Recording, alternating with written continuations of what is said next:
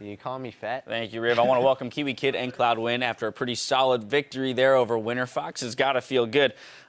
Immediately, I want to ask Kiwi Kid about the dynamic within the team, bringing Cloud9 in, both on stage, like in games, as well as in the house. Honestly, I'm just gonna be frank. I'm trying to sugarcoating everything. Honestly, it's pretty terrible. Like, man, there's just a little. It's just everybody hates losing, and we're not really dealing with it well. And there's like just 5 like hormonal like adolescents just like running around, and we're all just like really kind of like reverse pumped because we're just losing. And man, like I don't know if we know how to solve conflicts right. And there's language barrier that really sucks. But you know, we're like trying to go through it. And I mean, adversity builds character, I suppose. But no, it hasn't. It's definitely not been the brightest road I've been through. That's fair. Cloud9, coming into an environment like this, do you feel the same one, and do you feel like that environment can change?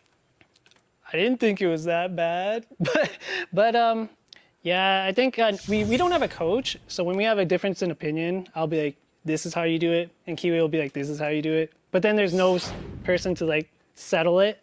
So then when this conflict comes up, we just don't know how to deal with it. Yeah. And eventually, sometimes it can lead to like players like offending each other because they think they're better than the other player, saying that their opinion's better. Right, and you've come in kind of into a shot calling role. So how does that, I mean, there is a bit of a hierarchy when you're in game as a shot caller. Do you find that there's conflict there, or do you guys work well when you're in the actual game scenario? Well, like, I think everyone pulls a bit of shot calling, and it's kind of hard because everyone's has mixed opinions, but usually I'll do the shot calling, and then everyone just listens because no one else doesn't really mind anything. Right. Well, that's good. Yeah, I mean, that's the idea. Everyone just listens. So, Kiwi, I want to touch on it again with you, though, in that do you think that there are lessons that you can impart as the veteran player, one of the longest-standing members on Dignitas, along with Shifter as well, to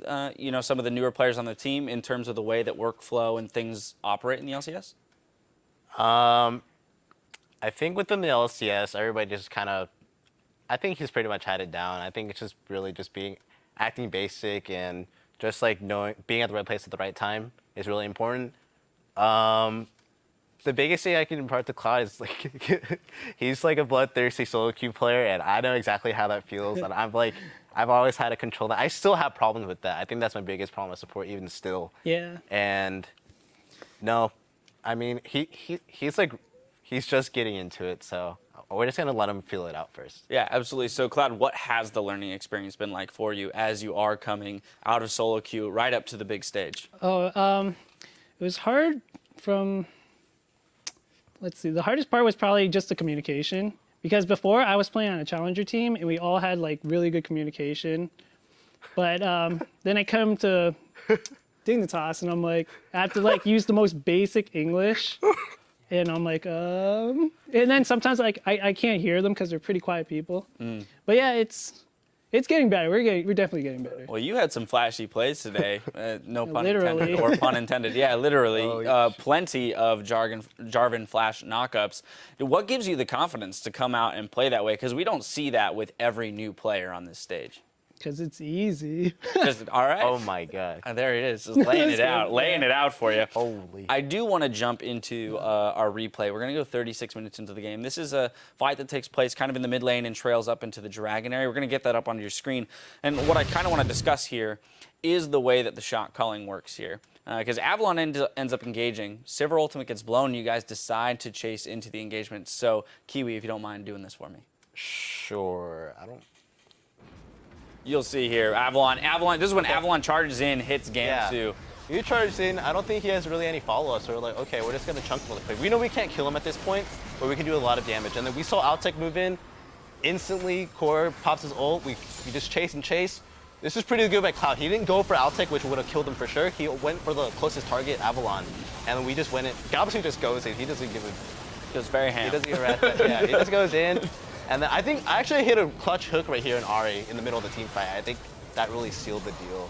But no, just really solid team fight. I'm really proud of Cloud. Like, I think before he would have like maybe tried to flash ult onto Graves. Oh yeah, like before. For sure. But now he's like gone so, like you can tell it's like been so like really like even relaxing to see how well like Cloud's been team fighting lately. Right, so exercising a little bit of restraint there. Yeah. Bringing in Cloud, when you guys are now 3-3, you've had 3 1-1 weeks in a row, which is, you know, cannot be argued that that is a better performance as you guys had in the first 2 weeks of the season. But you're still at the bottom of the table. So given that we're approaching the second half of the season here, where do you guys feel you can finish given the improvements that you're making? I definitely think we can finish top 5 for sure. I think a lot of it's up to me. Like, I feel like sometimes some days I'm just like extremely focused, and just some days I'm just like, I just feel like I forget what I'm doing. And honestly, it's like, it really worries me because I'm like I've been always trying to fix that because I know I can have like super solid games, and I don't know. It's just something I've been having to tackle, but we definitely can finish up there for sure. Kiwi has to be one of the greediest players I've ever played with. He will get a free kill bottom, and I'll be like, yo, Rek'Sai's on the bottom side of the map. And he'll stay. He'll be like, no, we'll kill him too. We'll kill him too. But then they trade 1-for-1 or die 2-0, and I'm like, oh, man, Kiwi, please.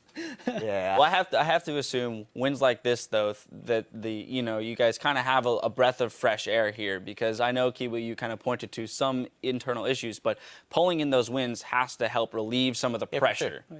Yeah, like, I don't care, like, somebody can take off my pillows and I can sleep, like, on the floor if we just kept winning. Like, I can live without toilet paper if all we did was win. Man, like, winning is like gives you this feeling. It just releases all these like chemicals and these feel goods, and yeah, just like of course winning just helps a lot. And I'm sure like any internal strife or problems will like definitely be like resolved or like dealt with if we just win. So winning is great. Well, here's to winning, right? Yeah. Congratulations on that win. It was a well-fought one. Keep it tuned right here. After this quick break, we'll take to the Rift. We'll take to the Rift to watch Team 8 battle it out against Coast. Don't go anywhere.